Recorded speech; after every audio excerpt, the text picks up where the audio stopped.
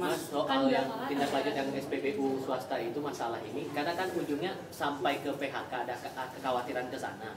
Apakah ada arahan juga dari Presiden mungkin ke Kemenaker untuk mengantisipasi masalah PHK ini jangan sampai menjadi besar?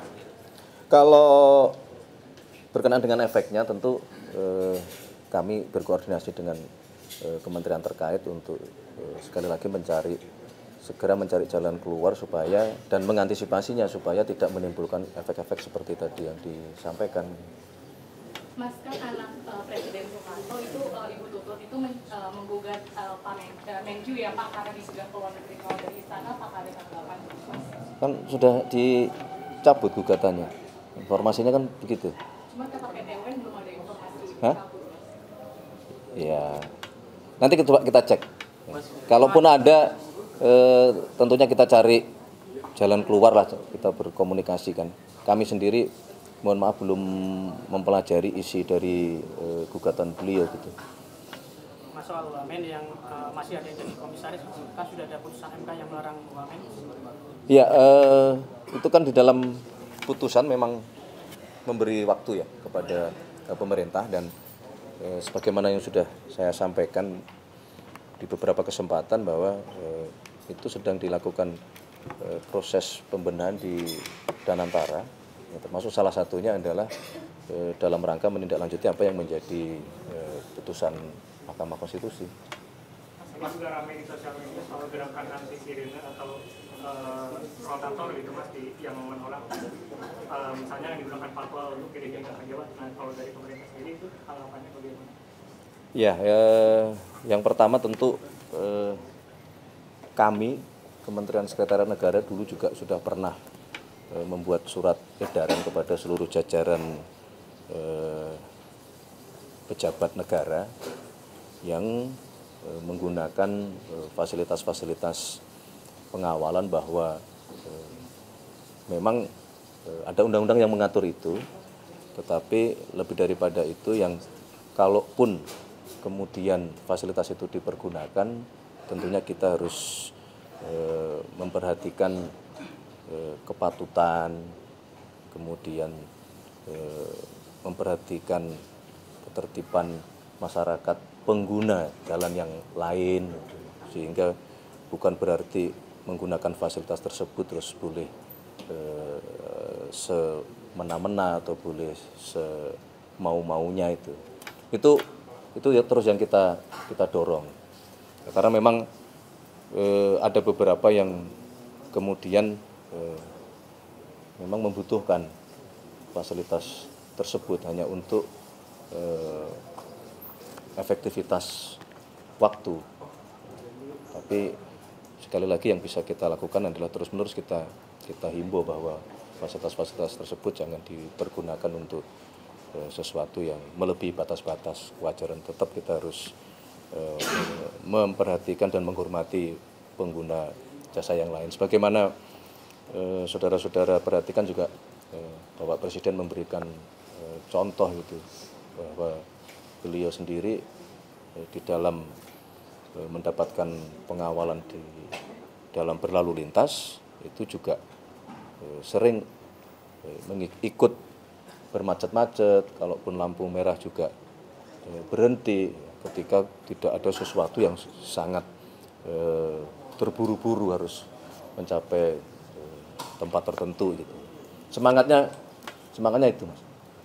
Mas Pras, ada isu yang Mas tadi Mas, kalau untuk negosiasinya kan dibilang kalau mau nambah 12%. Apa? Pilot Mas, yang 12 tambah 12% dan kemungkinan gratis itu negosiasi itu udah dimulai belum sih Mas, dan apakah gratis itu mungkin untuk didapatkan? Pembicaraan memang sedang berlangsung, tapi untuk lebih jelasnya menurut pendapat saya mohon ditanyakan ke Pak Rosan sebagai Menteri Investasi atau kepada Pak Bahlil sebagai Menteri SDM. Oke, cukup. Itu Mas, posisi dari Pak Ahmad Doviri sebagai penasihat khusus Presiden apakah juga masuk struktur atau akan terpisah lagi? Apakah nanti akan ada koordinasi antara tim itu dengan? Ada kemungkinan masuk karena beliau sebagai penasihat khusus Bapak Presiden di bidang keamanan dan ketertiban masyarakat sekaligus reformasi kepolisian.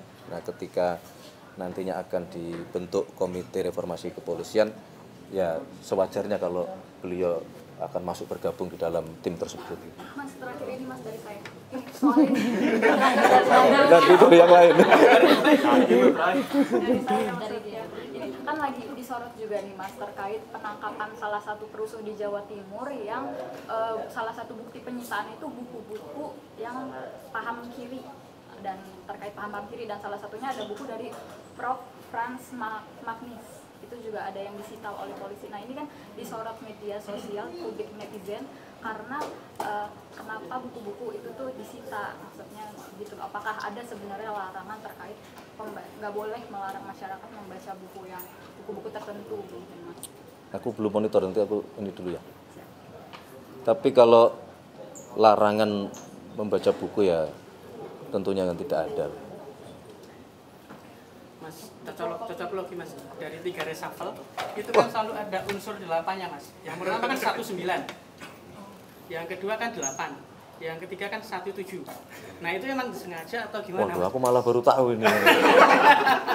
Minta tolong nanti ini ya dikirim penjelasannya. Aku malah baru tahu hitung-hitungannya ini.